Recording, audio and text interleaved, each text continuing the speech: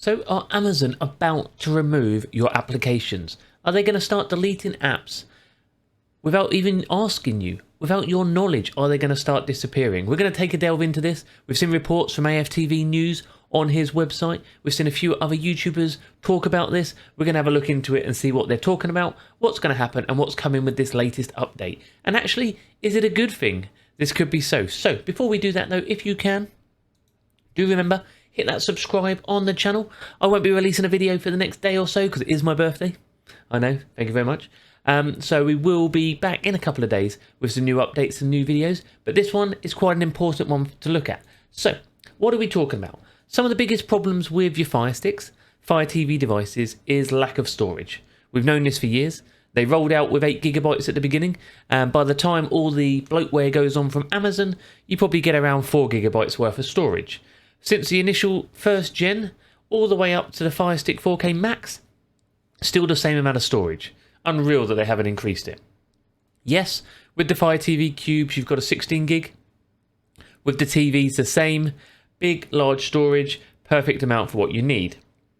But yes, we also know you can add additional storage onto Fire TV devices, but it will be down to certain app developers whether they allow their app to be stored on external storage to be allowed that to work on your device. So what the issues are is these fill up with too many apps, too much content on the devices, which then means your Fire TV device, your Fire Stick, will start to maybe buffer.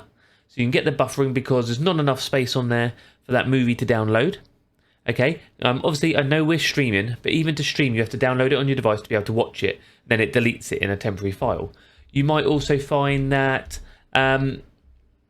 you get stuck in that boot loop because Amazon are trying to push an update, but there's no room on your device for that update to happen. So it looks like Amazon are talking about automatically removing applications which you don't use very often.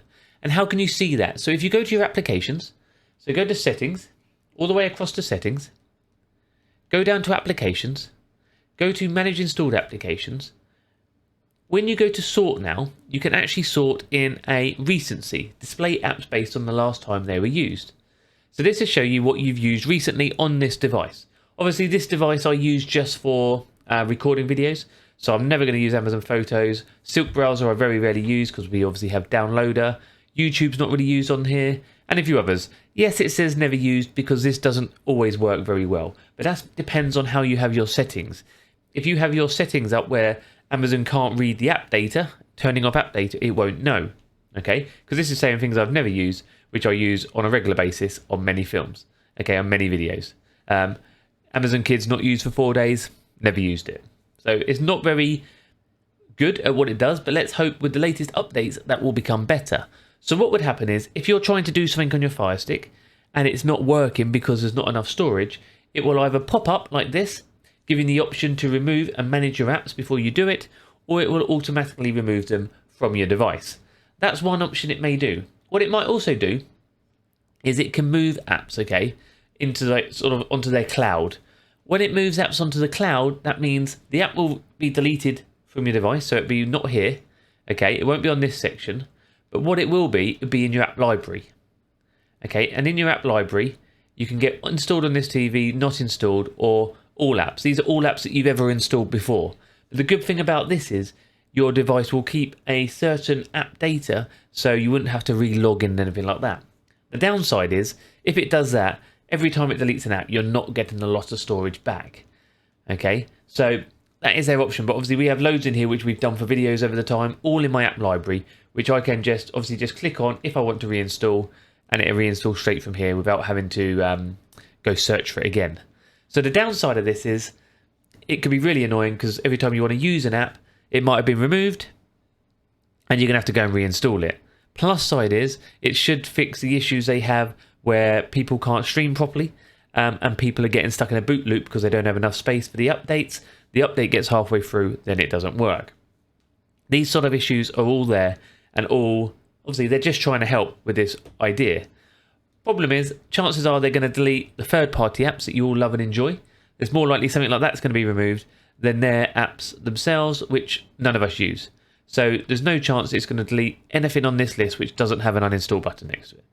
So Amazon Kids, Amazon Photos, they're not going to be able to be uninstalled. But if you have a third-party app on there, it's going to be able to uninstall. Okay, so they're more likely going to uninstall them before the others. But on the plus side, the whole idea of it is to make your device run better, smoother, and, you know, keep working. That's all of it. The longevity of the device is what they're trying to do. Be interesting if this actually rolls out and if we see it happening. Be interesting to see what happens. It sounds like it's coming. So as soon as we get update on it, we will let you know. So to make sure you know about it when it first does start to happen, make sure you hit that subscribe button. Okay, quickly before we leave, if you do get 2 seconds, remember to hit that subscribe to the channel like we stated. Also, we got a quick offer for you. We do talk about IPVanish at the end of most videos. We are partnered with them, so we get a small commission if you guys need a VPN and you use our link. But they are running a crazy cheap deal at the minute. Their yearly deal is now 75% off, which is $2.99 a month if you sign up for their 2-year deal. And their yearly deal is $3.49 a month. That's one of their cheapest 1-year deals. So you don't have to sign up for the 2 year. You can just sign up for the 1 year. So the outgoing cost isn't so high. That's if you're after a VPN. That is linked underneath for you. And it's all there for you. Let me know your thoughts underneath on this one. Remember to come and follow us on all our socials, which are linked underneath. We've also got some other videos under there you might find interesting. As well as if you check out the channel, you'll find plenty of streaming videos all there for you. Brilliant. I've been Doc Swiffy. Thank you for watching. Do hit that subscribe button. And I'll see you on the next one.